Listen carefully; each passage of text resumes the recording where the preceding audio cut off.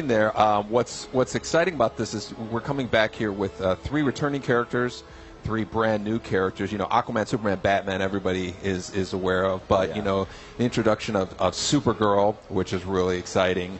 The Flash's villain, Gorilla Grodd. Oh wow, is also a lot of fun. He plays different than you'd expect, and Atrocitus, who is kind of like a big red, angry version of Green Lantern. Oh, okay, yeah. Yeah. You can think of him as that way. Red Lantern. He's the opposite of Green Lantern in almost every way. But I guess we can go ahead and start the gameplay with them and give you an idea of this new system that we're introducing in Injustice 2. With Injustice, we always say, it's big battle of the gods, huge destruction, transitions, multiple arenas. It's awesome, and with the sequel, of course, we're going to add new characters, and expand on that whole thing. But the gear system, what we're calling the gear system, is really like the foundation of what is brand new, what we're bringing to the table, differentiated from Injustice, as well as differentiating it from other fighting games. Wow, very cool. So, like with each match that you fight, you'll be grabbing gear, or how does that work? Yeah, so like after a fight is done, you're going to acquire some gear, and the gear actually powers up your character. So every character in the game has thousands and thousands of boots, utility belts, cowls, capes, insignias, and when you finish playing the game, it's kind of like XP. You're getting a drops of gear. Sure. And then you get to actually apply them to your character, and they power your character up in different ways. Defense, your strength, your abilities that you use with your special moves and your health meter, and you are in a constant process of leveling up. So yeah. Now, does this carry on to online also? Will I be able to face Superman versus my Superman, where it's decked out differently? Yeah, and what you said is really key. It's like your Superman, right, your Batman, your Aquaman against somebody else's, and it's all personalized, and it is you literally customizing, molding your version of these characters that go up against somebody else's. I love that idea because you see so often, there's certain characters who will be more popular than others, and yes, you see a lot of mirror matches. But now, like you said, you can have your, maybe I'll focus on more offense type gear, versus maybe Swifter's defense type, gear. Exactly. Sounds great. You notice here, there's this big transition. You can throw your opponent into a new arena where there's a whole new palette of objects that you can actually use in the fight. That was something that really resonated with the last Injustice, and we really wanted to bring it over. And you look at these characters again. With Atrocitus, he's all about anger and hate and blood. So he has all these kind of blood moves. He can bring out the and flying cats. Yeah. His name is Dexter, and he's actually also a Red Lantern in the DC lore. Wow. And so Atrocitus can bring him out, use him, and he actually aids in the battle of fight. Yeah, it's exciting. And Gorilla Grodd is all about big kind of primal moves mixed in with telekinetic moves. He's blasting them down back into the street arena where. I was just going to say, and here we see the environmental interaction again. Yeah, busting through walls, bouncing off. You Exactly. feel the power of these attacks. Oh yeah, and we always describe it as like the battle of the gods, Yeah. So Grodd here is his. That's what I love seeing too. Just these two brawlers beat the crap out of each other. The variety of characters in this game is actually going to be even wider than the last one.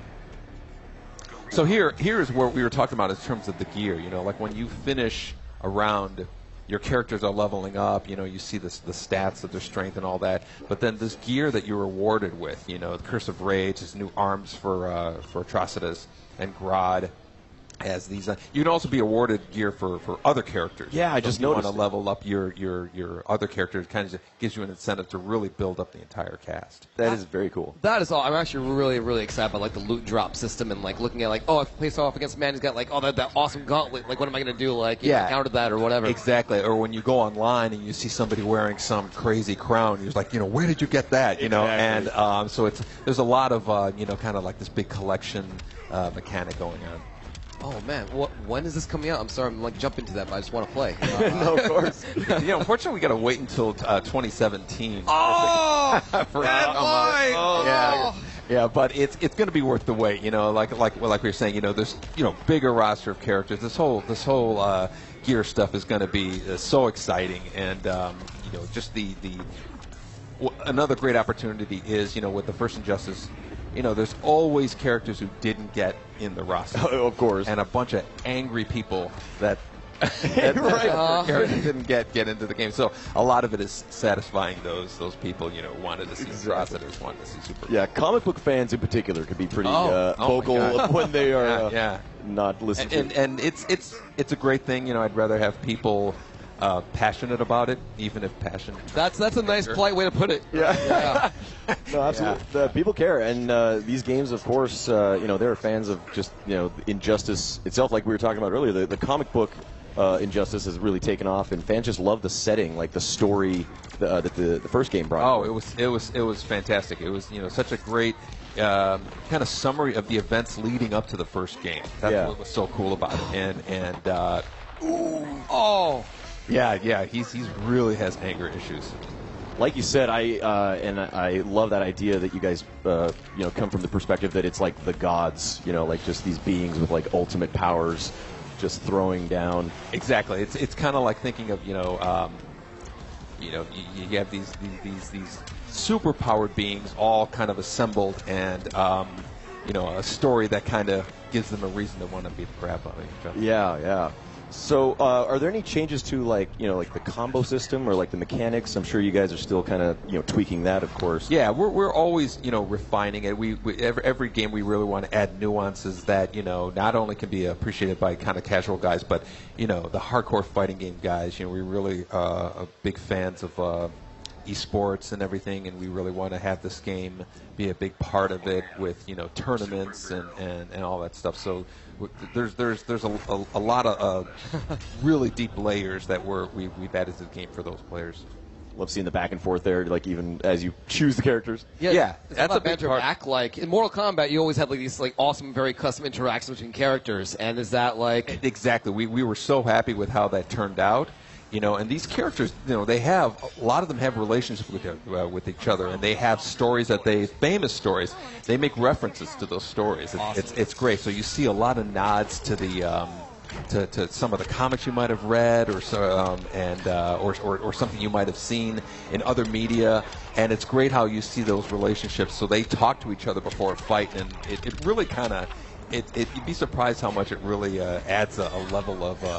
Depth. It really does. Absolutely, staying true to like the original kind of like source material that has come before. Because these characters, these are like the forefathers of the whole superhero comic scene, and very cool that you guys have taken that into account as well. Yeah, kept it in the game. Yeah, we're and characters like the returning characters, Aquaman and Batman and Superman. What's cool is we've given them new moves and really kind of updated them. So like they're your favorite character. You love how they play. There's going to be some familiarity about it, but there's also other layers of stuff. Yeah. Oh man. Poor Aquaman. She's not messing around. Yeah.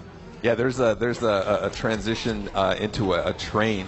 I don't know if you guys have seen it on the right side. That is really cool because it's got you can actually the guy is actually like kind of spinning through the train here. Oh, are we about to see it? Yeah. There we go. Oh, that's great. I love how it's Aquaman too. He's just getting knocked around. Poor Aquaman. Yeah, he's got this awesome super move that's.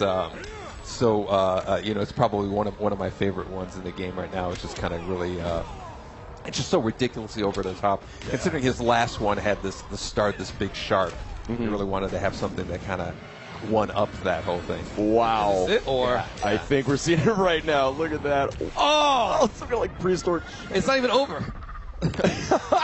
Wow! Oh, sick. Yeah, I just want to say, Supergirl, she actually deserved that. Like, she's been knocking him around a while. Yeah.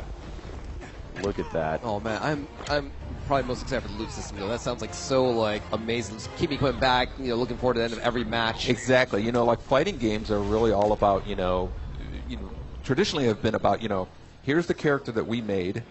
You learn it, you master it, you get it. Now we're all about kind of giving the player more personalization into it.